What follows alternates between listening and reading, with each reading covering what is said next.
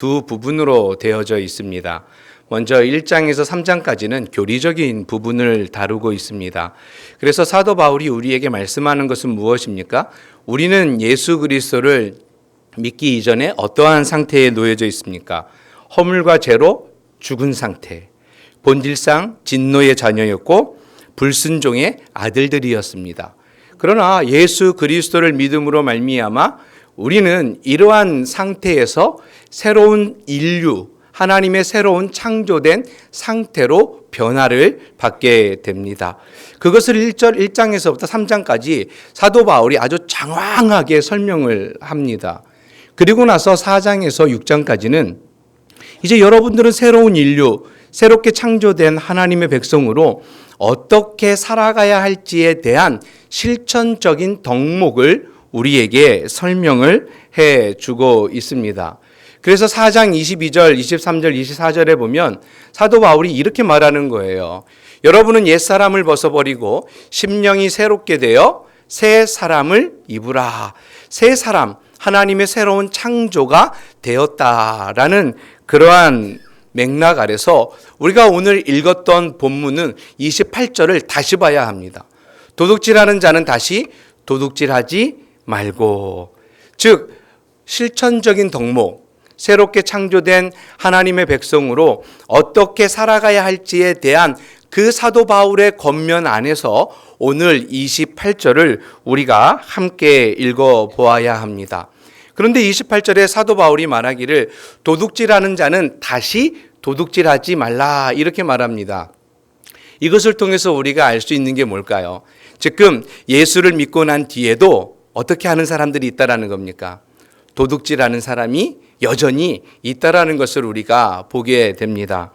영국의 성경학자 어네스트 베스트라는 신학자가 그 당시 고대 그리스 로마 사회의 상황을 정확하게 설명을 합니다. 여러분, 그 당시에는요, 일할 수 있는 일자리가 거의 없다라는 겁니다. 그리고 오늘날처럼 사회복지제도가 잘 돼 있지도 않습니다. 그래서 한 가정이 가족을 먹여 살리기 위해서 매일 나가서 일을 해도 어떻게 해요? 먹여 살릴 수 없는 겁니다. 그래서 먹여 살리기 위해서는 어떤 행동을 해야 되는 겁니까? 다른 사람들 것을 어떻게 해요? 이렇게 빌려와야 되는데 그 빌려오는 것을 말하고 빌려오는 게 아니라 말하지 않고 빌려오기 때문에 문제가 되는 겁니다. 그렇기 때문에 여러분, 사도 바울이 우리에게 말하는 거예요. 여러분은 옛사람을 벗어버리고 어떻게 해요? 새 사람을 입은 성도처럼 성도답게 행동하기를 바라는 마음에서 오늘 도둑질하는 자는 다시 도둑질하지 말라 이렇게 말을 하고 있는 겁니다. 제임스 패커가 쓴 거룩한 재발견이라는 책이 있습니다. 이 책에서는요, 거룩함이라는 것을 매우 중요하게 다루고 있습니다. 여러분, 신앙생활, 구원, 거룩, 여러분 이것을 뭐라고 생각을 합니까?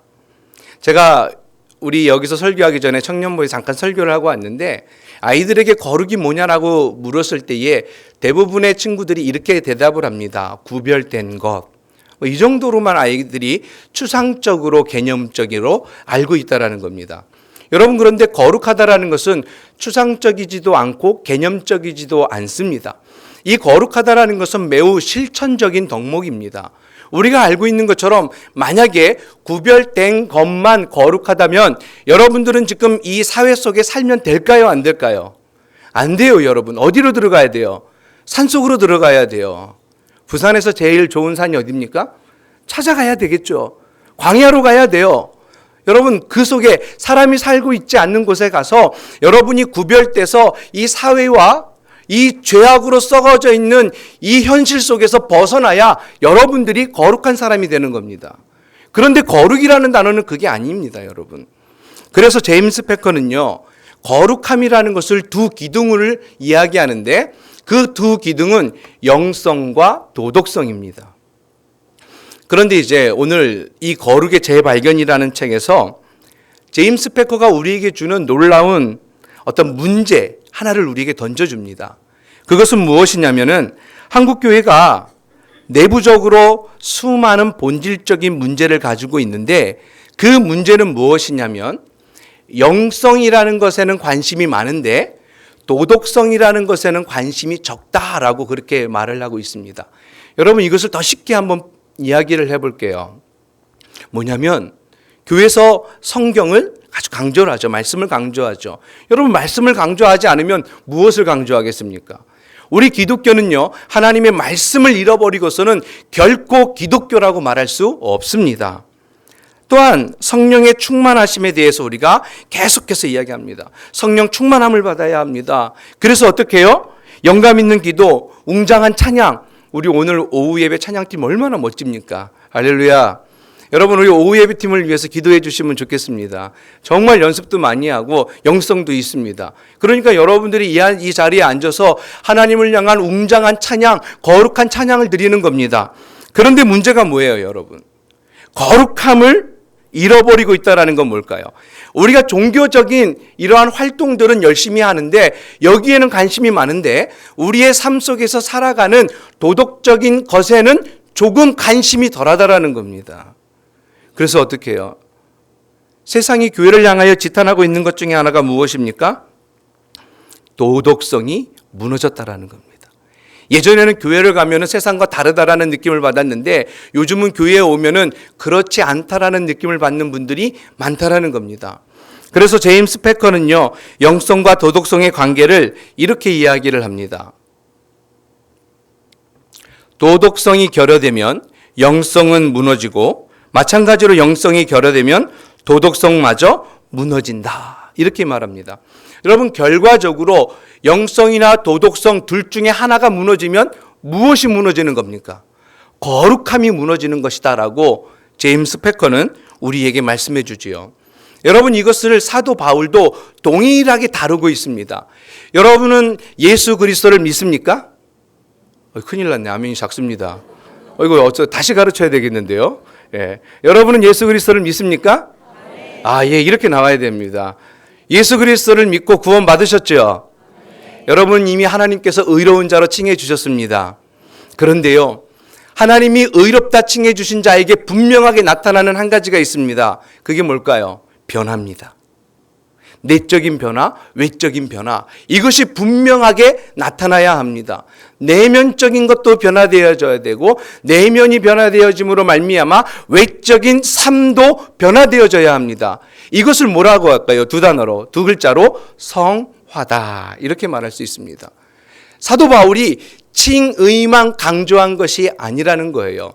대부분의 많은 사람들이 로마서는 교리적인 책이다라고 이야기하지만 제가 로마서를 보면 볼수록 느끼는 것이 무엇이냐면 교리적인 것과 실천적인 덕목을 같이 설명하고 있는 책이 로마서다라는 것을 깊이 깨닫게 됩니다. 그래서 사도 바울이 에베소서 4장 25절에서 29절까지 우리에게 해야 될 덕목들을 조목조목 얘기하는 겁니다. 거짓을 버리고 분을 내지 말고 도둑질하지 말고 더러운 말을 버리고 선한 말을 하라. 이렇게 우리에게 실천적인 덕목들을 하나하나 조목조목 우리에게 설명하고 있습니다. 그 중에 오늘 우리 본문 도둑질하지 말라라는 이 말씀을 우리가 이런 테두리 안에서 이해하고 적용할 때에 하나님의 말씀을 분명하게 바로 알 수 있다라는 겁니다. 저는 그래서 오늘 도둑질하지 말라라는 이 계명, 이 말씀을 영성 그리고 거룩성, 도덕성, 거룩함을 회복하기 위한 하나의 방편으로 우리가 삼아야 된다라는 겁니다. 그렇다면 한번 생각해 봐야 할 건 뭐냐면요, 도둑질하는 근본적인 이유는 무엇인가라는 겁니다. 여러분, 뭘까요? 왜 남의 것을 탐을 낼까요? 그 이유는 분명합니다. 우리 안에 탐욕이 계속해서 싹트고 있기 때문입니다. 여러분, 이스라엘 백성들이 가나안에 들어가기 위해서 아이성 전투를 벌입니다. 그런데 첫 번째 전투에서 패하게 됩니다. 그 이유가 무엇입니까, 여러분? 아간이 전리품을 자신의 탐욕으로 인해서 취했기 때문에 아이성 전투에서 패하게 됩니다. 여러분, 사울 왕이 하나님께서 왕을 세우고 난 뒤에 내가 왕으로 세운 것을 후회한다, 이렇게 말씀하셨습니다. 그 이유가 뭘까요? 사무엘상 15장에 보면은 하나님께서 아말렉과의 전쟁에서 사울에게 명령한 것이 있습니다. 너는 그 모든 사람들 그리고 동물까지도 다 멸하라. 이렇게 하나님께서 명령하셨습니다. 그런데 사울 왕은 어떻게 했습니까? 아말렉 왕 아각을 살려줍니다. 그리고 자기의 눈에 좋은 짐승들을 어떻게 하고요? 다 취합니다. 여러분, 그런데 그 아각 왕을 살려주고 좋은 짐승들을 취한 이유가 무엇일까요? 성경에는 사울 왕 마음속에 탐욕이 있었다라는 단어는 정확하게 표현하지 않습니다. 그러나 그 내용을 쭉 보면은요, 이미 그 마음 안에 전쟁을 하기 이전부터 그런 탐욕이 싹트기 시작했다라는 것을 우리가 알 수 있습니다. 여러분, 탐욕입니다. 그 탐욕이라는 것 때문에 하나님께서 사울 왕을 왕으로 세운 것을 어떻게 해요? 여러분, 후회하셨다. 이렇게 말씀하고 있는 겁니다. 여러분, 이 탐욕 때문에 초대교회 성도 2명이 죽는 일을 우리가 보았습니다. 어디서요? 사도행전 5장에 보면 아나니아와 삽비라입니다. 여러분, 그런데 삽비라의 그 헌신은 또 우리가 무시할 수 없어요. 자기가 가지고 있는 전 재산을 팔았는데 그 반을 드렸잖아요. 우리는 그렇게 못하잖아요. 그러나 작은 것일지라도 우리의 온 마음을 다하면 그것이 하나님에게 합당한 줄 믿습니다. 근데 아나니아와 삽비라는 어땠어요? 속인 거예요. 근데 그 속였던 그 마음이 어디서 나온 겁니까? 탐욕, 탐심에서 나온 겁니다. 그렇기 때문에 하나님께서 그들을 살려두지 않았던 겁니다. 도둑질이라는 죄악의 뿌리는 바로 탐욕에 있습니다. 그래서 갈라디아서 5장 24절 말씀에 보면 그리스도 예수의 사람들은 육체와 함께 그 정욕과 탐심을 십자가에 못 박았느니라. 이렇게 말합니다. 여러분, 그런데 저 본문을 잘 보십시오. 저 본문은 이렇게 해석할 수 있어요. 예수 그리스도를 믿는 순간 우리는 모든 육체와 정욕과 탐심을 십자가에 못 박았다. 이렇게 해석할 수 있습니다. 그러니까 여러분이 예수 그리스도를 믿는 순간 우리 안에 있는 육체적인 것, 그리고 탐욕적인 것, 정욕적인 것을 이미 어디에다가요? 예수 그리스도께서 죽으신 십자가에 이미 못 박았다라고 고백했던 겁니다. 할렐루야. 여러분, 그런데 우리가 뭐 완벽한 사람이 아니잖아요. 우리는 여전히 죄인입니다. 그렇기 때문에 저것들을 못 박았을지라도 어떻게 해요? 계속해서 우리 안에 그런 것들이 불일 듯 일어나면서 탐욕적이고 탐심적인 삶을 살아가게 됩니다. 그렇기 때문에 한 번에 안 됩니다.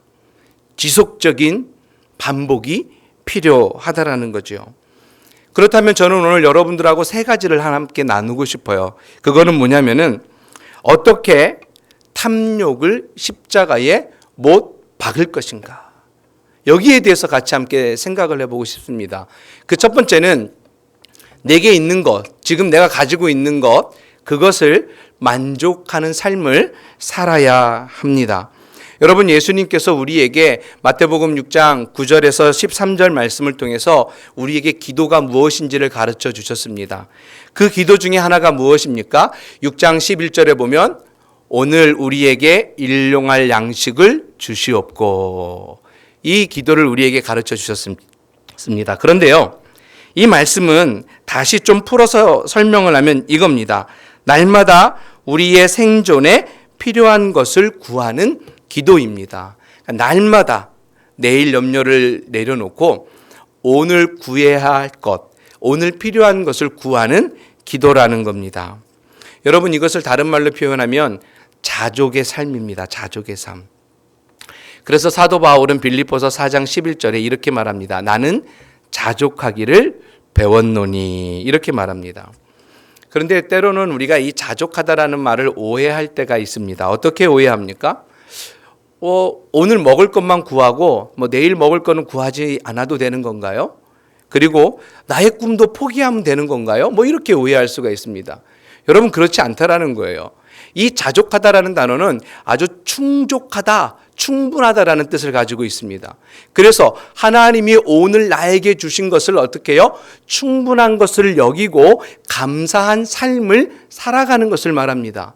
또 한 가지 우리가 더 깊게 좀 보면은 이 자족하다라는 것은요, 탐심으로 더 많은 것을 가지려고 하는, 나를 지배하려고 하는 그 본성과 탐욕과 싸우는 것을 말합니다. 그러니까 여러분들이 탐심이 아닌 내일을 위해서 기도하는 그것을 막는 것이 아니라 탐심으로 인해서, 정욕으로 인해서 내가 더 많이 가지려고 하는 그것과 싸우는 것, 즉 자신을 통제하고 하나님의 다스리심을 받기 위한 행위가 뭐라는 겁니까? 자족하다라는 겁니다. 이런 것들을 통해서 우리가 어떻게 해요? 도둑질하는 것을 막을 수 있고, 내가 가지고 있는 탐심을 십자가에 다시 못 박을 수 있다라는 겁니다. 그때에 어떠한 삶을 살아갈 수 있는 겁니까, 여러분? 우리가 거룩한 삶을 살아갈 수 있게 되어지는 겁니다. 두 번째로, 우리가 탐심을 십자가에 못 박기 위해서는요, 노동의 가치를 존중해야 합니다. 오늘 28절 말씀에 보면은 이렇게 사도 바울이 가르칩니다. 자기의 손으로 수고하여. 여러분, 이 말은 뭐예요? 여러분들이 직접 땀을 흘리고 일을 하라라고 사도 바울이 가르칩니다. 출애굽기 20장 15절에 보면 모세가 하나님으로 받은 그 10계명 중에 도둑질하지 말라라는 계명이 있습니다. 여러분, 그런데 여기서 말하는 도둑질이라는 이 단어는 바르지 못한 방법으로 이익을 추구하는 일체의 행위가 다 도둑질에 속한다라는 것을 말합니다. 그러니까 우리가 올바른 방법이 아닌 잘못된 방법으로 이익을 추구하는 모든 것이 다 뭐라는 겁니까, 여러분? 도둑질하는 거예요. 그러니까 아까 이야기한 것처럼 이렇게 말하지 않고 빌려오는 것도 뭐예요? 도둑질이라는 겁니다. 그래서 요즘은요, 우리 사회가요, 이 도둑질하는 것이 많이 줄어들었어요. 뭐 때문에 그럴까요? CCTV 때문에. 그냥 우리나라는요, 모든 곳에 CCTV가 있어요. 여러분, CCTV가 좀 작을 때 핸드폰이 탁자 위에 있다 그러면 금방 없어질까요? 계속 있었을까요? 이게 금방 없어져요. 근데 지금은요, CCTV가 이곳저곳, 여러분, 우리 이 안에도 있어요. 저기 있습니다. 여러분들이 이 안에 와서 이 마이크 훔쳐가시면 안 돼요. 그냥 정면으로 비추고 있기 때문에 훔치려면 저 CCTV 들어올 때부터 다 가려야 되는데 우리 힘으로는 안 돼요, 여러분. 이 CCTV가 많아지면서 핸드폰을 탁자 위에 두고 다니는 사람들이 많아졌어요. 안 훔쳐갑니다, 여러분. 요즘은 참 좋은 현상이기도 합니다. 여러분, 그런데 중요한 건 이겁니다. 데살로니가후서 3장 10절에 보면 이렇게 말씀합니다. 누구든지 일하기 싫어하거든 먹지도 말게 하라. 이렇게 말씀하고 있습니다. 여러분, 저 의미가 뭘까요?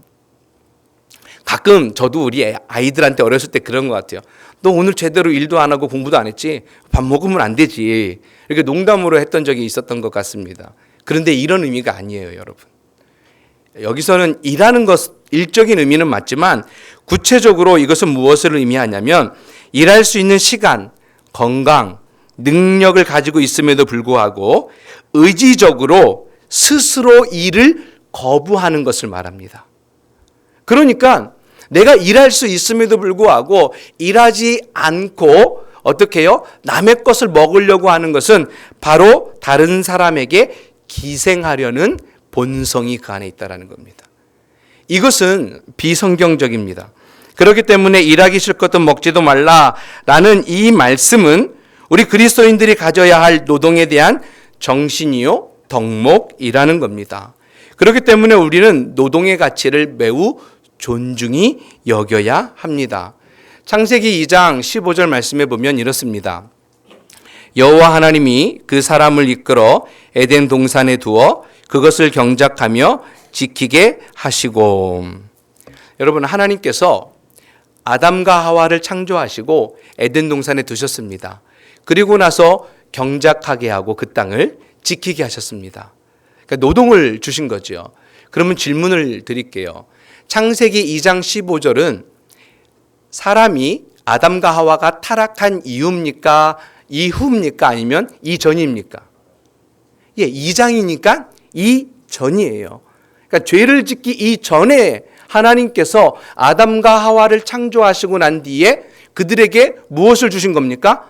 노동을 주신 거예요. 일할 수 있도록 주신 거예요. 그러니까 우리가 여기서 살펴볼 수 있는 건 무엇입니까? 노동이 죄의 형벌이 아니라 하나님의 선물이라는 겁니다. 여러분 믿으시겠습니까? 그냥 여러분들은 이렇게 빌어먹으면 좋으신 분들 같습니다. 그거는 아니죠, 여러분. 하나님이 노동이라는 아주 훌륭한 것을 우리에게 주신 겁니다. 그래서 여러분들 살아오시면서 어떻습니까? 수많은 일들을 하셨잖아요. 자녀들을 키우기 위해서, 내 가족을 위해서 수없이 많은 일들을 한 이유가 뭐예요? 하나님께서 노동이라는 것을 죄의 형벌로 준 것이 아니라 하나님은 원래 그 노동의 순수한 가치를 알고 계셨기 때문에 우리에게 그것을 선물로 주신 겁니다. 여러분 요즘 시대를 보면 자꾸 우리 이런 얘기 많이 나오잖아요. 일자리가 부족하다. 그래서 일자리를 창출하는 경제인들 또는 우리 정치인들을 많이 뽑아줍니다. 그럼에도 불구하고 우리 청년들이 일할 수 있는 것이 지금 많습니까? 적습니까? 적다라고 하죠. 실업률이 점점 높아진다고 하죠. 그런데 제가 잘 아는 중소기업 사장님하고 이렇게 만나서 이야기를 해보면은요.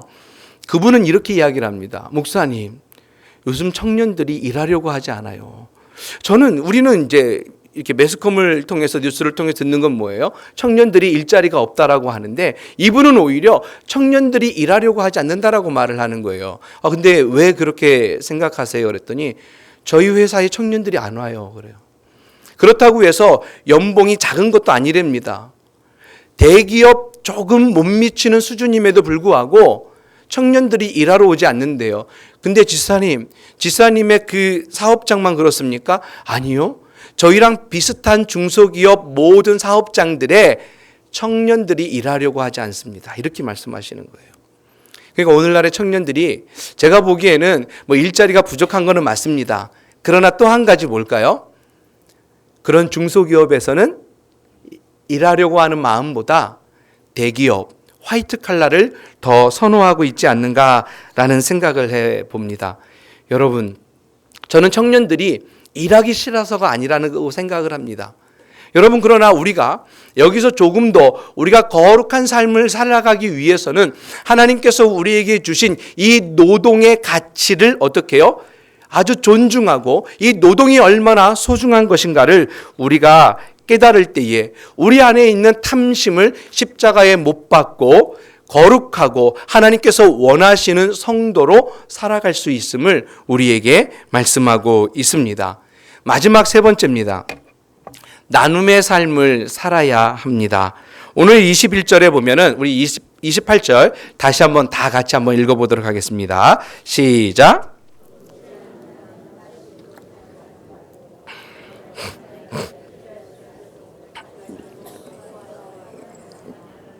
아멘.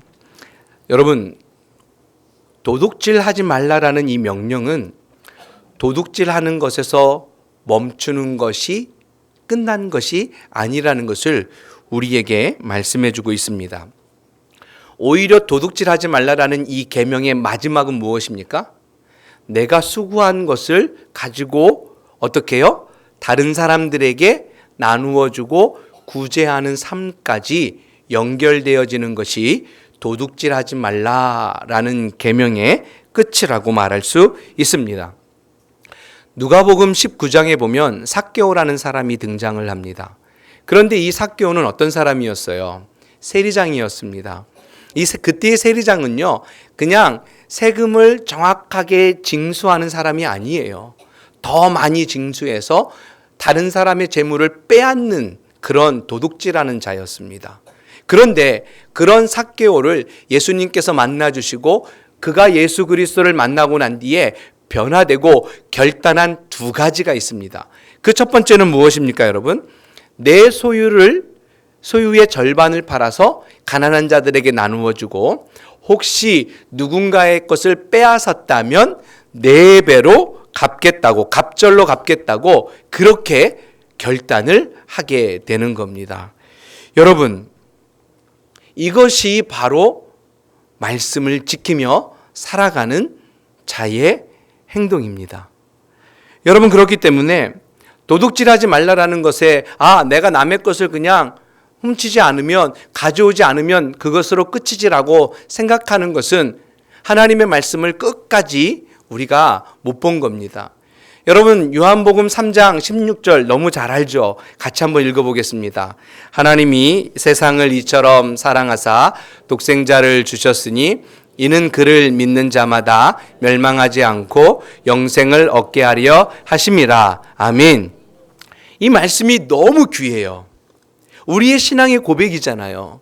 하나님이 이 세상을 너무나 사랑하셔서 독생자 예수 그리스도를 이 땅에 보내주시고 그를 믿는 자마다 멸망치 않게 할 뿐만 아니라 영생을 얻게 하셨다, 이렇게 말씀하지요.